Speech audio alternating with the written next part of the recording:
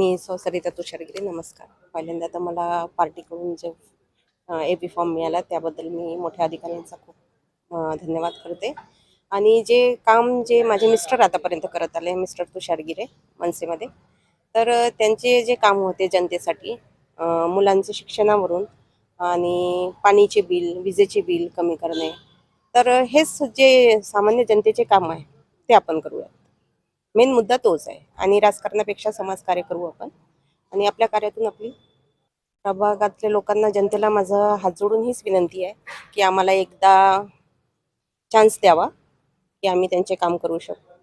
आणि नवीन चेहऱ्याला एकदा तरी जनतेला एक मेसेज द्यायचा आहे मला, की जे तुमच्यासोबत समाजकार्यात आहे जास्ती राजनीती करण्यापेक्षा, तर अशा व्यक्तीला निवडून आणावं. आणि माझे मिस्टर जे काम करत आले ते लोकांसाठीच करत आले, रात्रंदिवस झटत आले. म्हणून माझा हेतू तोच आहे की आम्ही लोकांचे काम करायचे. कसं आहे, आता राजकारण इतकं गलिच्छ झालेलं आहे की एकमेकांवरती आरोप करणे फक्त इतकं राहिलं की बिहारचं जे राजकारण आहे हे आता महाराष्ट्रात काही वर्षामध्ये येणार आहे. हे तुम्ही बघतच आहे. मीडियाच्या द्वारे तुमच्या सगळ्या लोकांना लक्षात येत आहे की कसं एकमेकावरती शिवीगाळ करणे, मारामारी करणे, कोणाचा मर्डर करणे. आज तुम्ही पाहिलं असेल मराठवाड्यामध्ये आता 1-2 दिवसापहिले एका माजी नगरसेवकाच्या पतीचा मर्डर झालेला आहे. बरोबर आहे. त्यानंतर इतकं गलिच्छ राजकारण गेलं, कुठल्या दिशेला राजकारण चाललं, आपण काय करत आहे. राजकारणी एका मागच्या म्हणजे एक विधानसभेच्या वेळेस काही राजकारणी या पक्षात राहते आणि ऐन निवडणुकीच्या वेळेस पुन्हा तो पक्ष सोडतो आणि तो कॉर्पोरेटरला इकडे येतो, म्हणजे दुसऱ्या पक्षामध्ये येतो. हे काय चाललेलं आहे, हे सगळं लोकांना दिसत आहे की सगळा गोंधळ बांधून ठेवलेला आहे. आणि भारतीय जनता पार्टीने हे सगळं बिघडून टाकलेलं आहे. सगळं म्हणजे PWC बिलं लोकांचे थकीत आहे, कंत्राटदाराचे, रोडाचे कामं बरोबर झालेले नाही. वाटेल तेवढा यांनी धुडगूस घातलेला आहे. मी सगळ्या जनतेला विनंती करतो, एकदा तुम्ही महाराष्ट्र नवनिर्माण सेना माननीय पक्षाचे अध्यक्ष श्री राजसाहेब ठाकरे यांच्या हातात सत्ता द्या.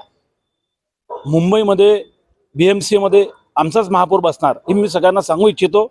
आणि मी तुम्हाला हात जोडून विनंती करतो, प्रभाग क्रमांक 16 क मधून सौ सरिता तुषारगिरे माझी पत्नी, हिला निवडून आणा. हेच मी तुमचं आभार मानतो. बावनकुळे साहेब किंवा मुख्यमंत्री साहेब